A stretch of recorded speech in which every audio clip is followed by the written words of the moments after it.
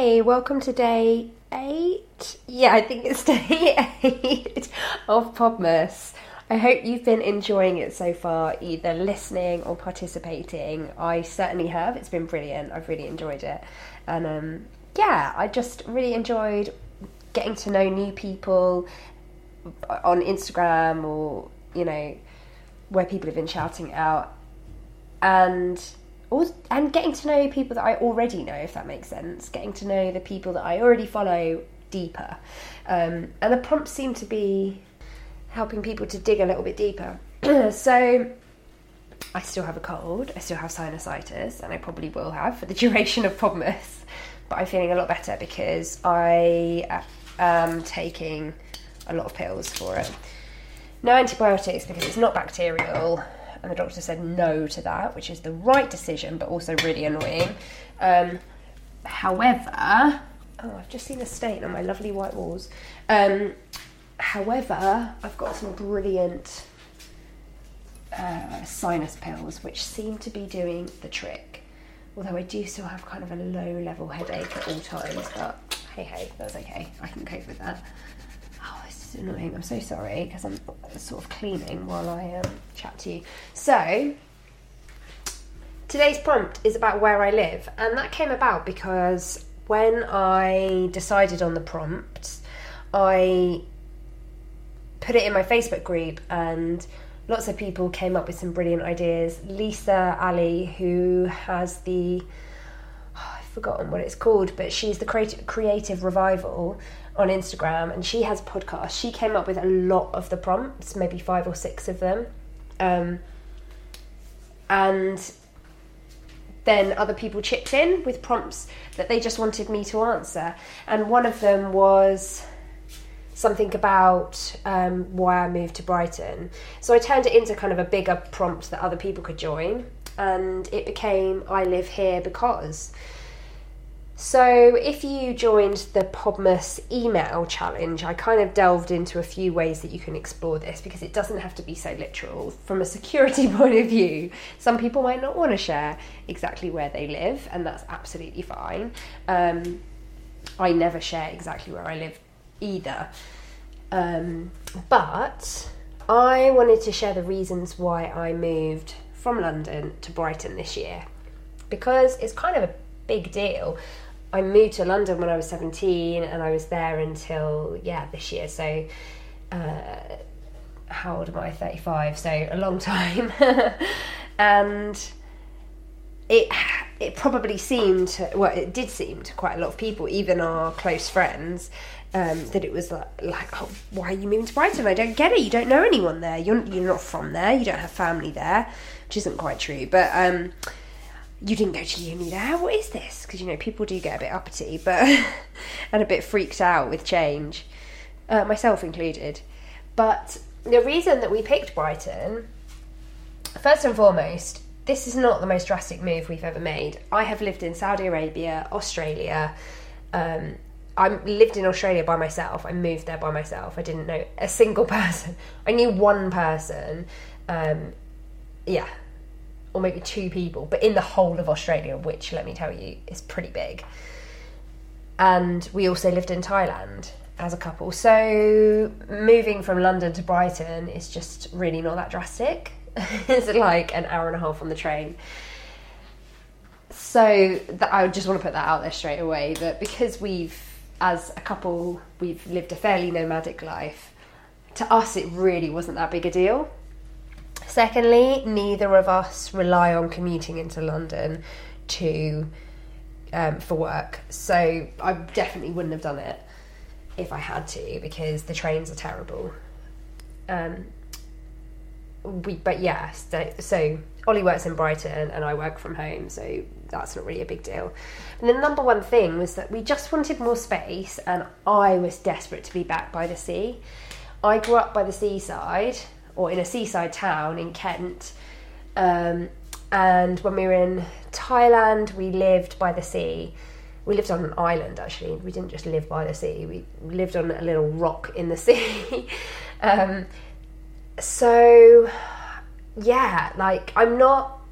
It's funny because I'm not a strong swimmer and I don't really swim in the sea. I'll jump off a boat in the middle of the ocean, but I wouldn't like paddle into the sea and go like swimming out into the sea. I'll go in. Do you know what I mean? I don't know if that makes sense. I'm not scared of the sea, but I can scuba dive. I actually have an advanced certificate in scuba diving. So, but I'm not you would never call me a water baby. I'm not a strong swimmer. In fact, I'm a really bad swimmer. But I just love being by the ocean. I love being able to walk down to the beach. I love hearing seagulls. And I just love the space. So when we were in London, we obviously had a lot of friends living there, made through uni and work, various offices.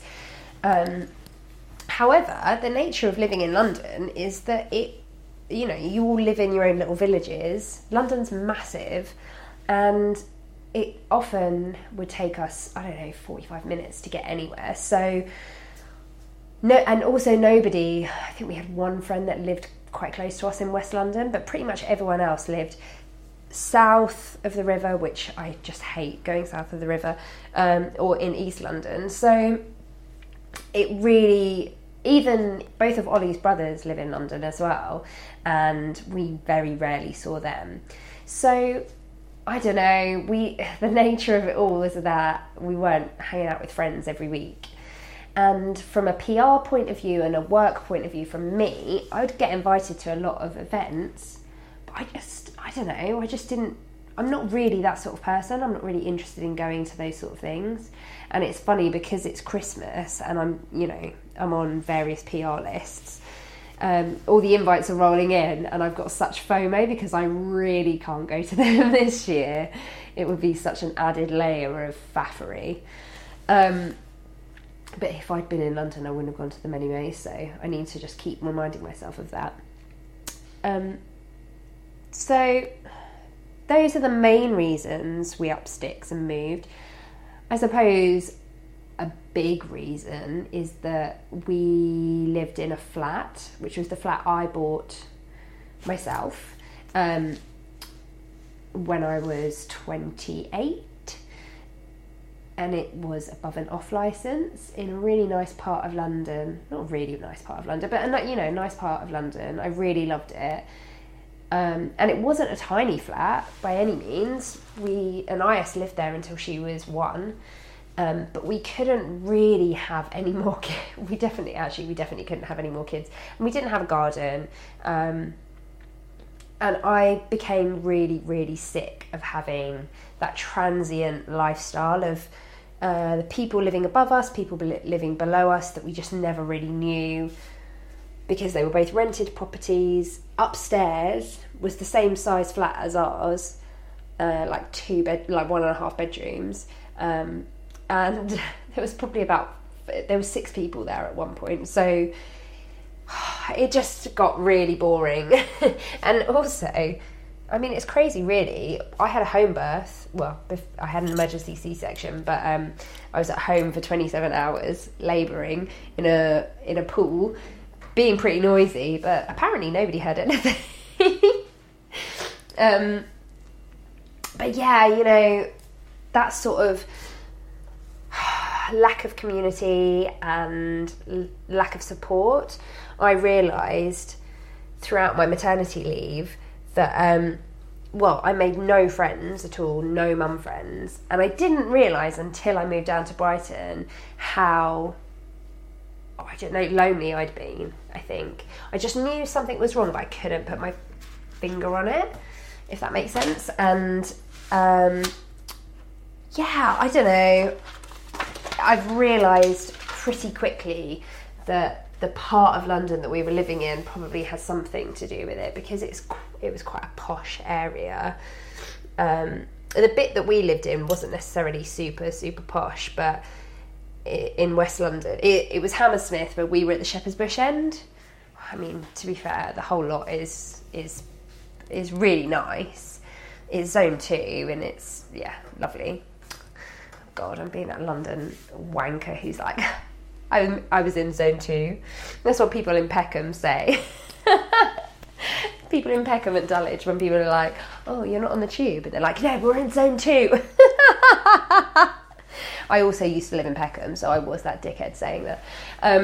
Anyway, I digress. Yeah, I used to go to this mum and baby group, and nobody talked to me ever. It was like just one of those church hall things, and there was about, I don't know, 20 other mums, and they would all just bunch in their cliques. And one of them was this actress, actually. Do you know, I'm saying this as if you're sat opposite me, Romola Garai. Anyway, it was that type of West London mama. And then there was a little group of nannies, and I would just hang out with the nannies. And it wasn't even like, I don't know, it's not like I'm a really young mum, or I don't know, like I'm middle class. So it wasn't like I stood out as so very different to them, but somehow I wasn't, and I was really lonely, actually. So that was another reason that we moved to Brighton. Or actually, that's a benefit of living down here that I didn't anticipate. I knew something was wrong, I just couldn't necessarily put my finger on it.